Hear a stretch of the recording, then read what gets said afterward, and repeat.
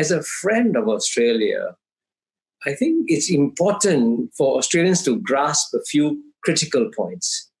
Number one, as I said, the era of Western domination of world history is over. And you're going to see the return of Asia. Now, Australia is not in Canada.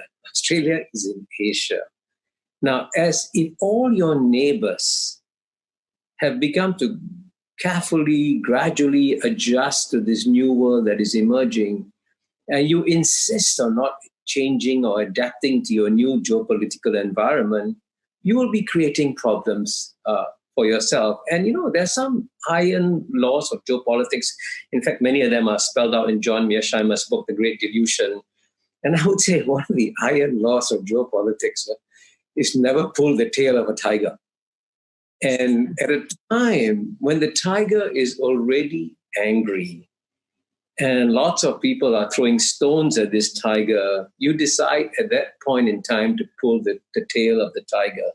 So there's some geopolitical wisdom in handling great powers carefully. This is, by the way, equally true of the United States too. If you're a neighbor of the United States, you just got to be careful in how you manage the United States. And as I think I read somewhere recently, John Mearsheimer saying in the book, how would the United States feel if suddenly the Russians came in and established bases in Mexico and in Canada? And John wisely said that, of course, the United States would get very upset. So every country, and I agree with John here, that every country will worry about what's happening in its neighborhood. So Australia has got to be aware it's in the neighborhood and has got to develop a certain degree of geopolitical sensitivity to this new environment. And so to put it very simply and very succinctly, Australia's got to reboot its entire strategic thinking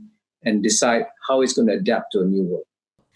Kishore tends to see the situation in what I would call civilizational terms. He sounds a lot like Sam Huntington, right? He talks about Asia rising and the West declining.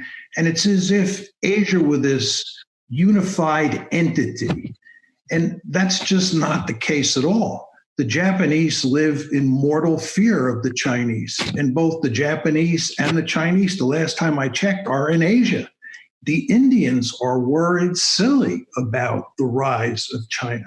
So within Asia, you have all these cleavages, and you have a large number of countries in Asia that are economically tied to China in all sorts of ways, as you described to Australia, but they also are strategically tied to the United States, and they're very fearful of China. I would say for those states, and this, of course, includes Australia, yes, you have economic interests that will push you to side with China, but you also have strategic interests that will push you to side with the United States. And the $64,000 question is, which way are you going to go? And the answer is, you're going to go with the United States, you're going to go with the Japanese, and you're going to do everything you can to contain China, because it is big and it is powerful and it is threatening.